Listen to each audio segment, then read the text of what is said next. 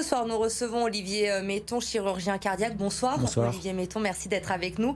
Vous avez donc opéré la petite Bissier vendredi dernier, 3 semaines après l'opération qui a permis aux sœurs siamoises d'être séparées. Bissier qui souffrait d'une malformation cardiaque. Première question toute simple, comment s'est passée cette opération? Très bien, il n'y a pas eu de choses particulières, tout s'est bien passé. Actuellement, elle va très bien, elle doit même sortir de réa aujourd'hui. C'était une opération qu'il fallait faire rapidement après la première opération qu'elle a subie avec sa sœur? En fait, c'est une opération qu'on aurait dû faire même bien avant, mais comme elle était en Afrique, elle n'a pas pu diagnostiquer. Mais chez nous, on les opère à 3 à 6 mois. Et là, on voulait quand même laisser un peu qu'elle se repose un petit peu avant de subir une deuxième chirurgie. Donc, on avait choisi d'attendre au moins 3 semaines entre la première intervention de séparation et la chirurgie cardiaque. J'imagine que pour vous, c'était un petit peu particulier, justement, le contexte qu'elle ait subi cette première opération qui était déjà très lourde il y a 3 semaines et de devoir, à 1 an seulement, la repasser au bloc 3 semaines après. Oui, alors c'est très inhabituel. Effectivement, c'est la première fois qu'on fait ça, puisque les siamoises, on n'en opère jamais. En revanche, cette opération, on en fait souvent. Avec la chaîne de l'espoir, on opère souvent des enfants comme ça qui viennent de pays lointains, généralement d'Afrique, et qui sont des enfants pour lesquels le diagnostic souvent était tardif et qu'on opère secondairement. Et donc, on a quand même l'expérience de ce genre d'enfants, mais clairement, l'association des deux, non, on l'a pas. Alors, vendredi dernier, les HL ont communiqué évidemment suite à cette opération, expliquant que le pronostic était favorable sous réserve d'éventuelles complications en réanimation. Le week-end s'est donc bien passé. Ouais. Vous êtes plutôt rassuré aujourd'hui? Oui, on avait décidé de ne pas communiquer parce qu'on voulait un peu de recul. Et là, clairement, on peut quand même être assez optimiste. Là, elle va très bien. Je vous dis, elle est extubée. Elle est parfaite, elle commence à manger et elle va retrouver le service dans les heures qui viennent ou même demain matin. On va voir. Ça va se passer comment dans les jours à venir? Elle va rester encore plusieurs jours à l'hôpital? Oui, alors là, elle n'a pas fini avec l'hôpital parce que c'est des enfants qu'on garde au moins une dizaine de jours en cas standard. Donc là, elle a quand même des problèmes importants de dénutrition, donc il va falloir qu'on s'occupe également de ça. Donc je dirais qu'on en a encore pour 15 jours, 3 semaines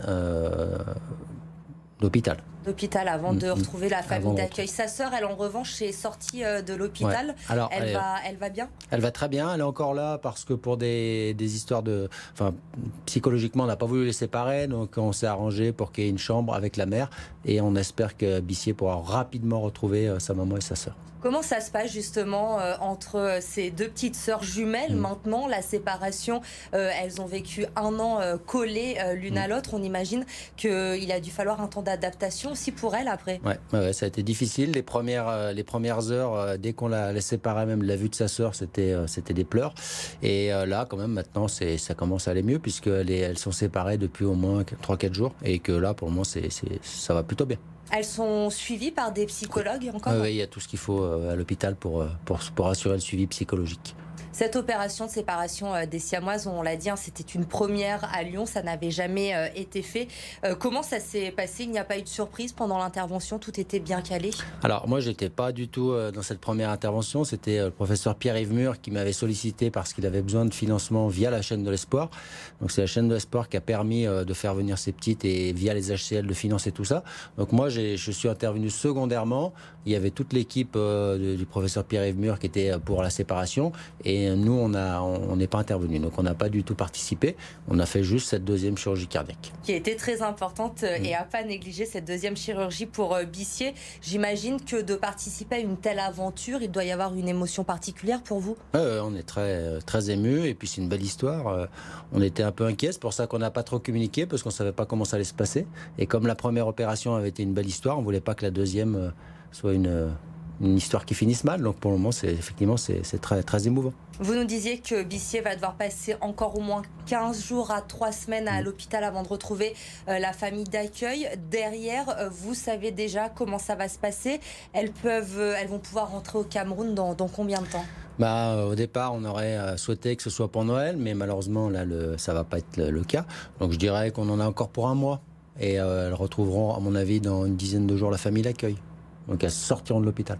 Et une fois qu'elles seront rentrées au Cameroun, que vous aurez donné le feu vert pour qu'elles rentrent chez elles, ça va se passer comment? Elles vont être suivies ensuite au Cameroun par des chirurgiens camerounais, ou vous allez rester en contact avec elles? Un chirurgien camerounais qui avait participé à l'opération et qui avait participé à les faire venir.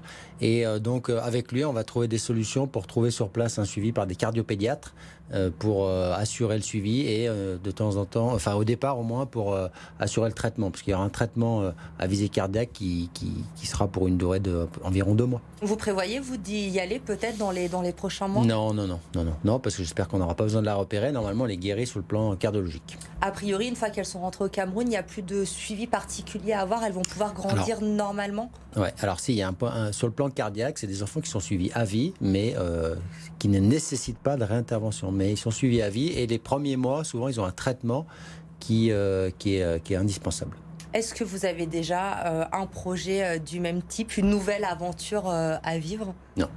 Non, on fait venir une dizaine d'enfants d'Afrique via la chaîne de l'espoir, d'accord, qui sont notre activité principale, mais qui est une aventure comme ça, non.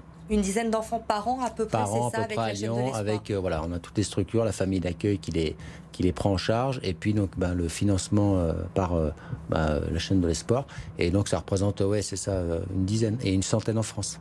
Merci beaucoup Olivier Metton d'être venu nous donner des nouvelles de Bissier et Yanga qu'on a suivies tout au long de ces semaines sur BFM Lyon. Merci à vous, c'était l'invité de Bonsoir Lyon.